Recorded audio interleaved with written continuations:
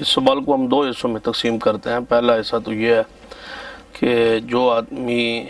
ہر مہینے ایام 20 کے روزے رکھتا ہے، 13، 14، 15 چاند کی جو روزے 3 ہیں،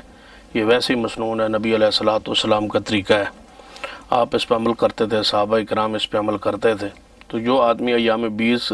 روزہ رکھنے کا عادی ہے یا روایت ہے اس کی، وہ رکھتا آ رہا ہے، تو ایام 20 کے طور پر شعبان کے بھی وہ 3 روزے جو ہیں وہ رکھے گا، 13، 14 اور 15 کو۔ لیکن دوسری صورت جو ہے کہ صرف 15ویں شعبان کا روزہ اور رات کی بیداری،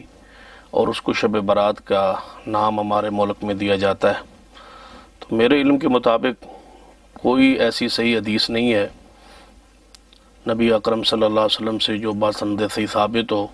کہ آپ نے 15ویں شعبان کے کوئی رات کو خاص عبادت کی ہو، یا اس کی کوئی ترغیب دی ہو، یا آپ نے اگلے دن کا روزہ رکھا ہو۔ جتنی روایات اس حوالے سے پیش کی جاتی ہیں وہ ساری کی ساری ضعیف ہیں یا موضوع ہیں، نبی علیہ الصلوۃ والسلام سے وہ ثابت نہیں ہیں۔ تو شب برات کے حوالے سے جتنے فضائل بیان کیے جاتے ہیں وہ بھی احادیث صحیحہ سے ثابت نہیں ہیں، اور وہ ساری کی ساری فضیلتیں جو ہیں وہ شب قدر کو حاصل ہیں، جو ماہ رمضان کے آخری عشرے کی طاق راتوں میں سے ایک رات، جس کے بارے میں قرآن پاک میں ارشاد ہے کہ انا انزلناہ فی لیلۃ القدر وما ادراک ما لیلۃ القدر لیلۃ القدر خیر من الف شہر۔ تو وہ ساری برکتیں، فضیلتیں، عظمتیں جو ہیں وہ لیلۃ القدر کے ساتھ خاص ہیں۔ یہ جو کہا جاتا ہے کہ اس رات کو اللہ تبارک و تعالیٰ سارے کاموں کے فیصلے کرتے ہیں، یا اس رات کو ایک بجٹ پیش ہوتا ہے، یا فرشتوں کے ذمہ ڈیوٹیاں لگائی جاتی ہیں، یہ بھی بات قرآن کی صریح آیت مبارکہ کے خلاف ہے۔ سورۃ الدخان میں اللہ تبارک و تعالیٰ ارشاد فرماتے ہیں انا انزلناہ فی لیلۃ مبارکۃ انا کنا منذرین فیہا یفرق کل امر حکیم،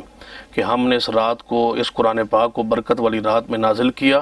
اور وہ رات کون سی ہے؟ فیہا یفرق کل امر حکیم، جس رات اللہ تبارک و تعالیٰ سارے امور کے فیصلے کرتے ہیں۔ تو گویا یہ رات بھی جو ہے یہ شب برات نہیں ہے، بلکہ حقیقت میں لیلۃ القدر ہے۔ شہر رمضان الذی انزل فیہ القرآن، ماہ رمضان میں ہی قرآن نازل ہوا، اور برکت والی رات میں نازل ہوا، اور برکت والی رات ماہ رمضان کے آخری عشرے کی طاق راتوں میں ہے۔ سازش یہ ہے ہمارے معاشرے میں بعض جہلاء نے یہ بات پھیلا دی ہے تاکہ وہ شب قدر کی فضیلت، عظمت کو کم کیا جائے، اور اس کو طرف عوام الناس کی توجہ کم ہو، اور اس رات کی طرف زیادہ توجہ ہو، اور اس رات کی عبادت جو ہے وہ احادیث صحیحہ سے ثابت یقیناً نہیں ہے، اور یہ تمام امور بدعت میں داخل ہیں، شامل ہیں۔ اللہ تعالیٰ سے دعا ہے کہ اللہ میں اس سے بچنے کی توفیق عطا فرمائے۔